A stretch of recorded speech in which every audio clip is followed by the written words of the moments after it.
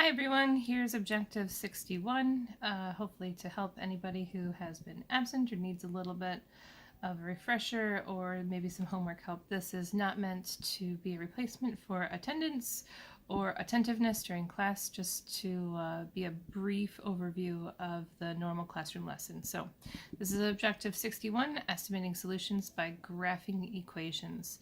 So this is an extension on solving an equation algebraically. We're going to talk about then proving that answer graphically. So our steps are going to be to solve algebraically, rewrite that equation so that it's equal to 0. I'll explain why in a moment.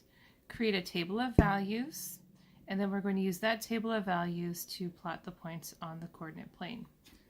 So take a moment, please, and solve this equation algebraically, or the normal way.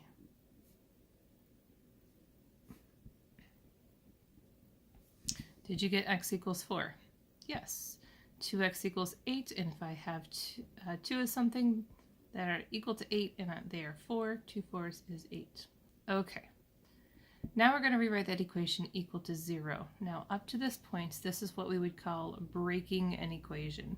We refer to an equation like a teeter-totter. We have to keep it balanced. What we do in one side of an equation, we do to the other. Emptying out one side of an equation like this, saying 2x minus 8 equals 0 doesn't get us any closer to a solution, and this side having a 0 would be like driving by a playground, seeing a kid sitting on a teeter-totter, sitting on the ground looking up at the sky with nobody on the other side. That'd be a weird thing. Well, so is rewriting an equation like this if we're just trying to solve it algebraically. But the purpose of doing this is so that we can find where the line that represents the equation intersects the x-axis.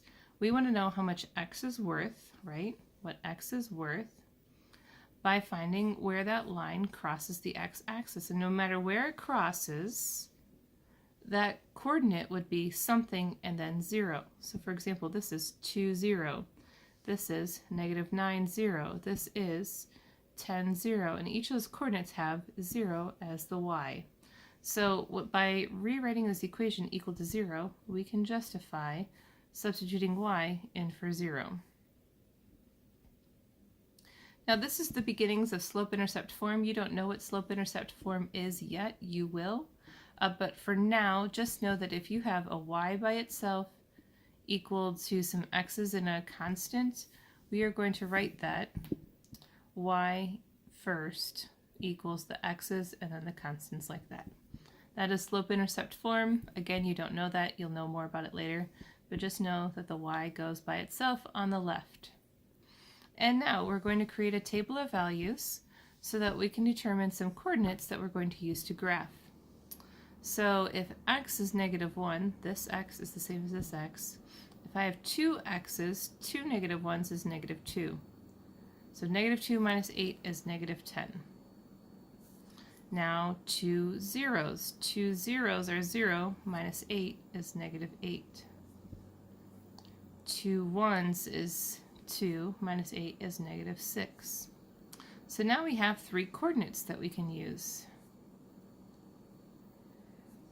So -1, -10, 0, -8, 1, -6. And then you should find a straight edge. Don't freehand. Get creative if you don't have anything.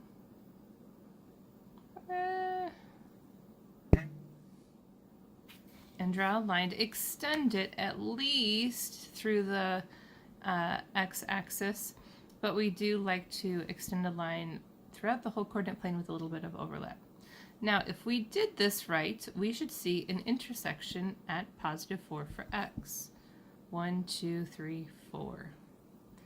The coordinate for this place would be 4, 0. A coordinate is made up of the x and y, so 4 is x. This is mathematical magic, all right? So we keep referring to this line as the x-intercept, and that is where the line of an equation crosses. There's not a lot of room here, sorry.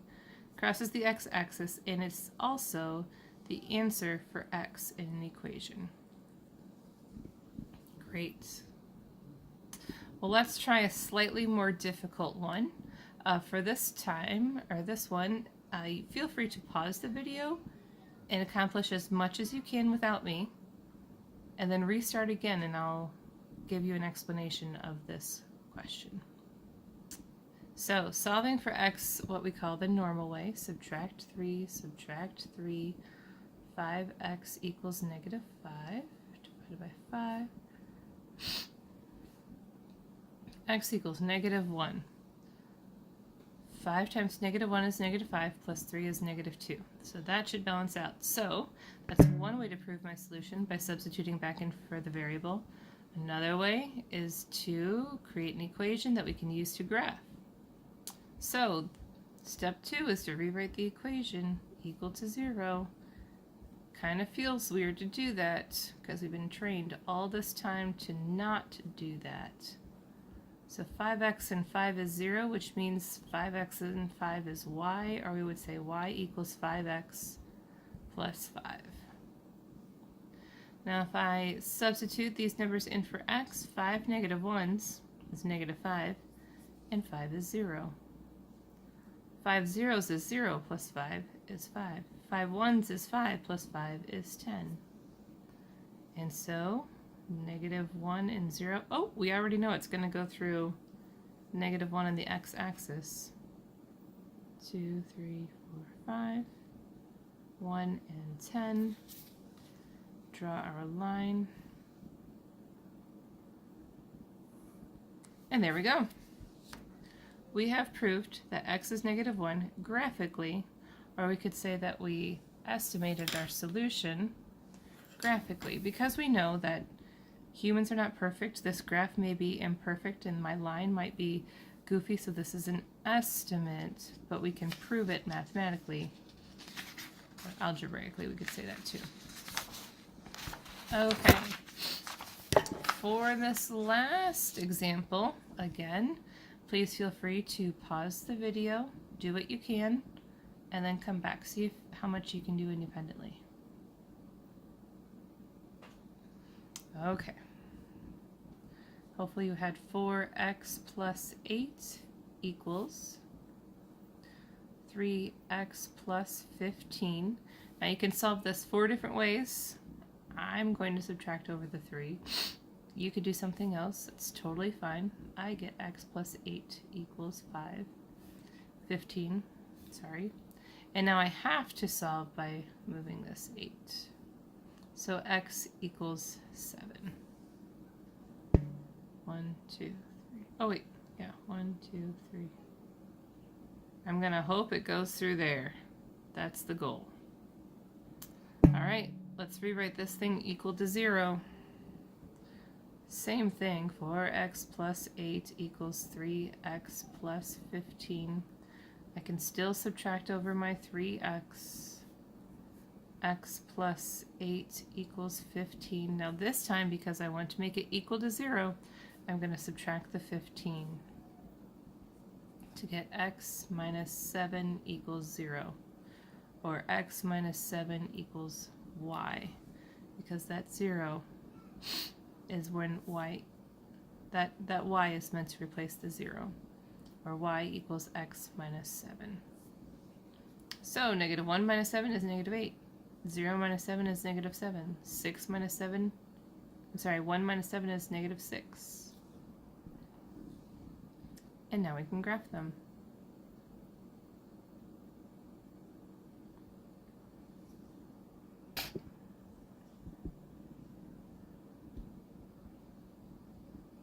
There we go. Ooh, let's see, did we do it?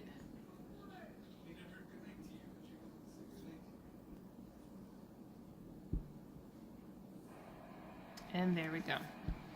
So we can prove that our solution is 7 because the equation that we wrote created coordinates that when we graph created a line that goes through 7 for x. Okay, so you have some homework, and your homework was written so that it aligns with your notes.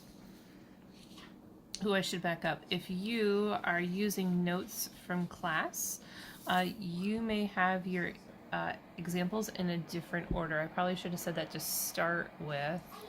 I rewrote it after the fact to make it more user-friendly.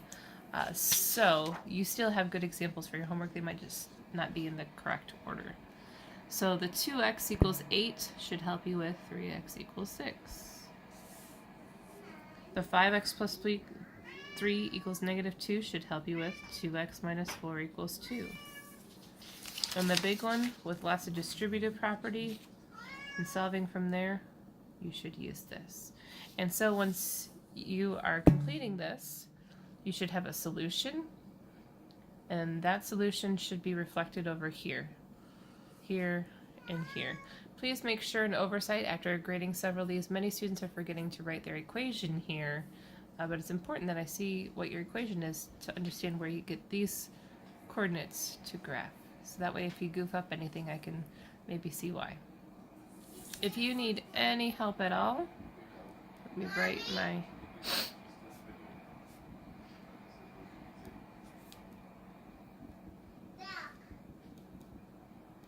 Here is my email address. Please do not hesitate to email me. I'm happy to help. Thanks, guys. Bye.